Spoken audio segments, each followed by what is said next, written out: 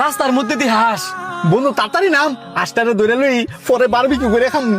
আরে বেটা তোরা দুজনে বেশি কথা না কইয়া তাড়াতাড়ি হাঁসটারে ধরে ডিক্কিত ভর।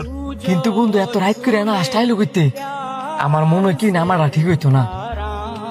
তুই ঠিক কইছিস বন্ধু, আশেপাশে তো বাড়ি ঘর নাই, আমারও মনে হয় নামাটা ঠিক হইতো না। আরে বেটা কি নামাটা ঠিক হইতো না, বরং চাম কারণ থাকাটা বেশিক্ষণ ঠিক হইতো না। লাশটা লইয়া তাতে আনতে যাই গিয়া। বন্ধু দেখ হাঁসটা একবারে সাদা, আমার মনে হয় কি এটা কোনো জিনটিন হইতে পারে। এই এলাকাটা এমনি তো ভালো না, আর ওইসব কোনো কিছু না। যদি হাঁসটা লর হয় তাড়াতাড়ি ল, আর এনতে তাড়াতাড়ি যাই গা। আইতেলে আমরা সবাই নাম। Nobody knows. The rain, I felt alive and I can't complain. But no, take me, আমি কইছিলাম take me. প্রথম নামার দরকার নাই, এই তোর আর শাওনের কথায় নাইমে আজ কাম করি অবস্থাটা হয়েছে। আমিও তো তোর লোকে সাই দিছি।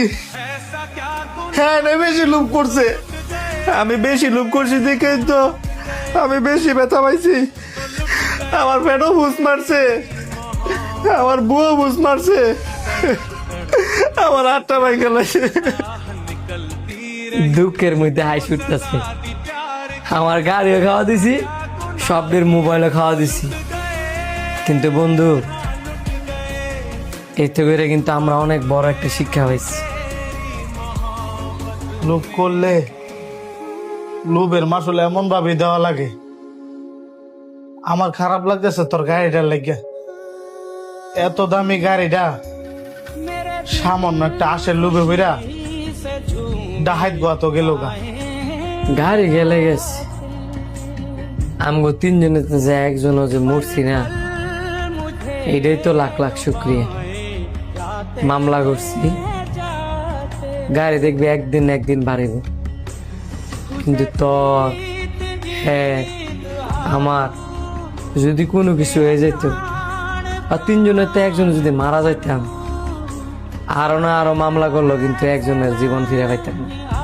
কঠিন একটা কথা কইছিস রে বন্ধু, এত ব্যথা পাওয়ার পরেও মনটা শান্তি হয়ে গেছে গা। আল্লাহ যা করে সব ভালোর জন্যই করে।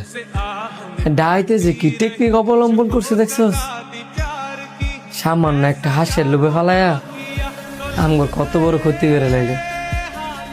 এমন আরো কতজনের না জানি কত ক্ষতি করছে। অনের বর্তমানে ডাহাইতেরা এমনই, কত ধরনের ফাঁদা ফালায়া মানুষের কত ক্ষতি করে, এটার কোনো হিসাব আছে?